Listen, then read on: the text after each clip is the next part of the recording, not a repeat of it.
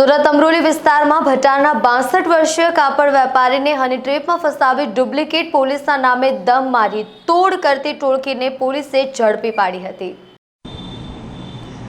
ભટારના 64 વર્ષીય રાજસ્થાની વૃદ્ધ સાથે ફેસબુક ઉપર સંપર્ક કરનારી યુવતીએ સહેલી સાથે શરીર સંબંધ બાંધવાની લાલચ આપી અમરોલી બોલાવ્યા હતા। બાદમાં સહેલી સાથે મળી રૂમમાં લઈ જવાયા બાદ આયોજન મુજબ આવેલા બે મળતિયાઓએ પોતાની ક્રાઇમ બ્રાન્ચના માણસો તરીકેની ઓળખ આપી હતી। તેમને ડરાવી ધમકાવી પતાવટ પેટે ₹40,000ની માંગણી કરી હતી। આટલી રકમ પાસે ન હોવાથી ટોળકીએ ખિસ્સામાં રહેલા 4,300ની રોકડ કાઢી લીધી હતી અને બીજા દિવસે ₹40,000 નહીં આપશો તો બળાત્કારના ગુનામાં ફસાવી દેવાની ધમકી આપી અને છોડી દીધા હતા।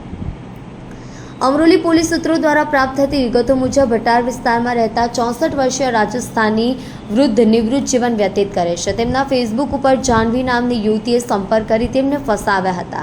તેની સહેલી સાથે શરીર સંબંધ બાંધવાની લાલચ આપી તેમને ગતરોજ બપોરે અમરોલી ખાતે સંત અપાર્ટમેન્ટ ખાતે બોલાવ્યા હતા અને ફ્લેટનો દરવાજો અંદરથી બંધ કરી દીધો હતો। દરમિયાન આયોજન મુજબ જ થોડી વારમાં દરવાજો ખખડાવી આવેલા બે યુવકોએ પોતાની ઓળખ ક્રાઇમ બ્રાન્ચના માણસો તરીકે આપી હતી। વૃદ્ધને ડરાવી ધમકાવી કેસ નહીં કરવાનું કહી પતાવટ પેટે ₹40,000ની માંગણી કરવામાં આવી હતી। બાદમાં 4,300 પડાવી લીધા હતા।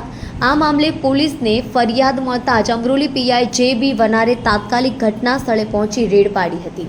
પોલીસે વેપારીને હની ટ્રેપમાં ફસાવી તોડ પાડનાર રાજુ નાથા ગુજરિયા, રાજેશ ઉર્ફે મોટો, રાજુ ભીખા કથરોડિયા, વિજય માણીલાલ માળી, તેજલ ઉર્ફે જાહ્નવી, કૃણાલ પ્રેમનાથ પટેલને ઋત્વિકા ગુજરિયાની ધરપકડ કરી હતી।